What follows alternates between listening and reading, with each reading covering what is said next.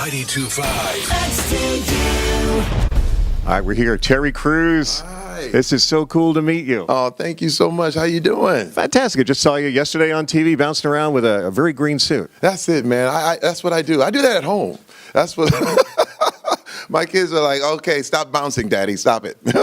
How much is in the wardrobe? How many suits and outfits? Every time I see you, it's something pretty cool. It's pretty extensive. I would say I have over 70 suits. Some of them are in storage, some of them are old, some of them are new, and you just kind of revamp different things. But I love clothes. I love the whole thing. That's the best thing about being on TV is you have an excuse to buy more clothes. Yeah. Let's talk about your career. I started becoming a big fan during Everybody Hates Chris. Thank you, sir. That was a classic. Let me tell you, Chris Rock, we had done The Longest Yard, and I remember we were going to the Super Bowl and we were promoting, and this is when the Eagles were in the Super Bowl. This was Donovan McNabb's Super Bowl. And we went and watched the game, and he was like, you know what, Terry, I got something for you. Just hold on. And I went home 2 weeks later. There was a script, Everybody Hates Chris, and the rest is history. So where did the acting bug come from, though? Where'd you get that? You know what? Because I was broke and I needed some money. I'm not kidding you. I went out to Hollywood to get behind the scenes. I was trying to do special effects, animation, directing, creating, writing, all that stuff. And I ended up doing security. And a friend of mine invited me to an audition. The first thing I ever auditioned for, it was a TV show called Battle Dome. And it was basically American Gladiators on steroids. And first thing I ever auditioned for, it's a game show. Yeah. And I got it. And the rest is history. I mean, literally from 15 years later, here I am.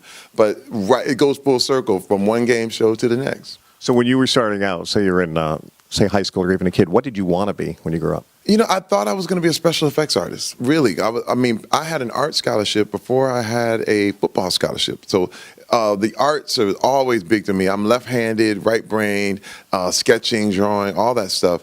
And I always thought that was going to be my deal. I remember I saw Star Wars in 1977. I said, that's the career for me. But it ended up, I was supposed to be in front. How about football? When did that kick in? Through college? Well, no, I always knew I wanted to play football too. My thing is, I knew that it wouldn't be, you can't play football forever. That was the big deal. So football became like a means to an end rather than the end. And I knew that was another way out of Flint, Michigan, because the auto industry was dying. You know, the crack epidemic had really hit the city hard, and it was a very, very volatile time, and sports was our way out. You were either that or, you know, a lot of guys I knew became drug dealers and, you know, crazy stuff, and I knew that wasn't my route. So I decided I needed to get, I actually walked on to my university in order to get a scholarship. I had a small art scholarship, but then went on and walked on and got a full ride in football. So you were on with what? 4 teams. You're on with San Diego?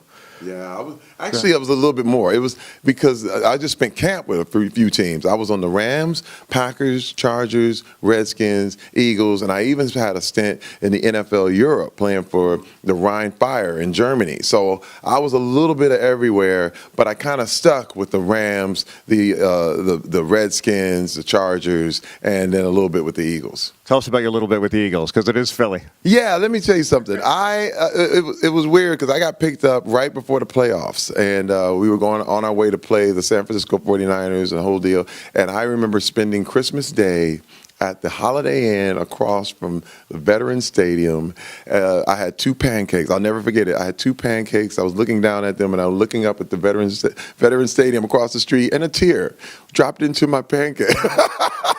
Because I was like, I'm not with my family, and it's pretty bleak over here, and I'm in the Holiday Inn. But I was on an NFL team, and shortly after that, I made the decision to retire. That was my last team. That was my last football experience. You must have great parents, though, because, again, you've got football, you've got sports, you've got acting, you've got singing, squeegee.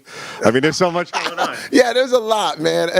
But you know what I learned? I think I just learned that, you know, you have to try everything. You have to just go for it. You know, a lot of people, what I say now, people tend to feel like if they don't have it right away, then it wasn't for them. But I learned that if you just keep working, that's the key. I mean, if you stop and you feel like something's not for you, you probably stop right on the 1 yard line. Right. And with me, it's like the thing about me in the NFL was my ability to take tremendous amounts of pain. and I could get back up. I mean, I literally got knocked out on Monday Night Football. That was one of my highlights.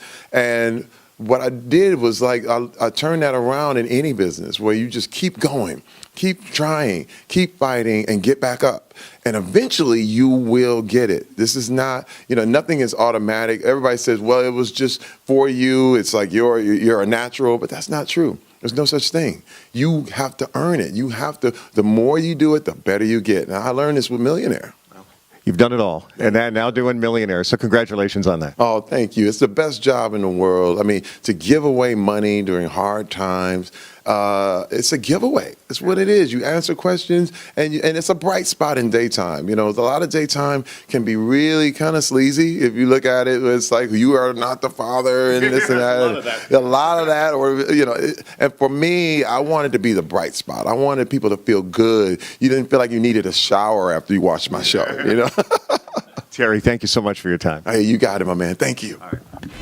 92.5. Hey, we're Doc and Andie, and we want to thank you. Thank you so much for watching this video. Wasn't that awesome? It was so awesome, right? My favorite video, that one right there. And if you liked it, then make sure that you subscribe to our YouTube channel. YouTube. Yeah. Subscribe to YouTube. By the way, you can do it right down. That doesn't look right, but you can do it right down there. Yeah. Click that link and then check out more videos.